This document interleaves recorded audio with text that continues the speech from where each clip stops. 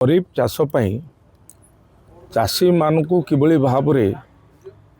सुविधा उपाय चाषी माने सार पाइबे से आम राज्य सरकार तरफ कृषि विभाग माध्यम 541 सार विक्रय केंद्र आम जिले में खोल जाइए। 41 ना 61 कोऑपरेटिव सोसाइटी माध्यम एवं 480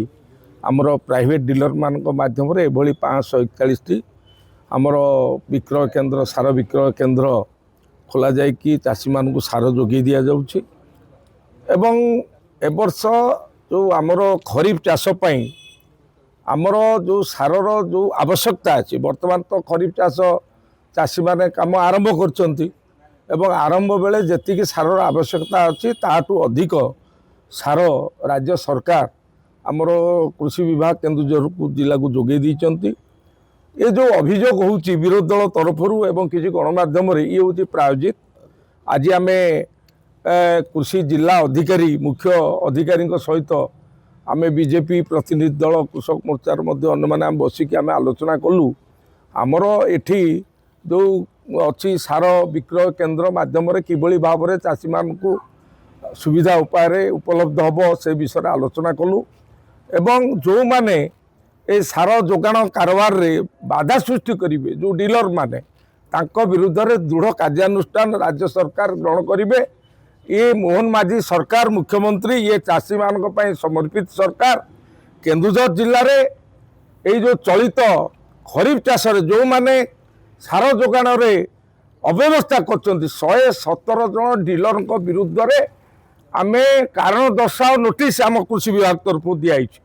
एवं 21 जन डीलर पूरा लाइसेंस रद्द कराई एवं आमर 13टा ब्लॉक रे 13टा पूरा स्क्वाड अच्छी पूरा सी पूरा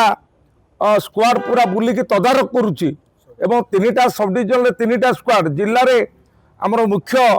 कृषि अधिकारी से बुलिकी यार तदारक कर जिलापाल यार मॉनिटरिंग कर जिले में सारर अभाव हम ना चाषी मान को ठीक समय सार मिल ये जो विरोधी दल तरफ जो अपप्रचार कराऊँच कि प्रायोजित मीडिया माध्यम जो सारर अभाव कथा करा जाए कि चाषी मान भितर गोटे भयर वातावरण कराऊँच कौ मैंने भयभीत हबार ना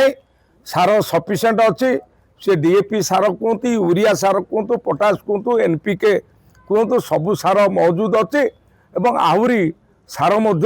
आसूची चाषी मान को आम पूरा पूरी जी आवश्यकता सार अच्छी सरकार तरफ जोगे दि जाए। आज आमर जो प्रतिनिधि दल आसते आमर कृषक संगठन आसते तो गोटे आलोचना है आम जिले में सार लोक जहाँ कंप्लेन करुँच सार नहीं बोली किंतु आमर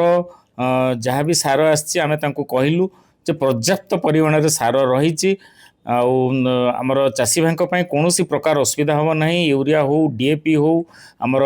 पोटास हो सबू प्रकार सार मौजूद रही तेणु आमर कौन अभावी बिक्री सार रे कला बजारी हम ना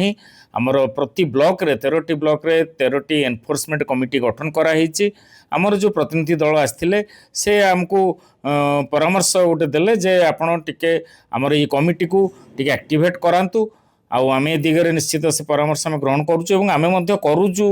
ये जो एनफोर्समेंट काम कहीं या भितर आम प्राय 90टी आम शोकज करिचु एवं आमर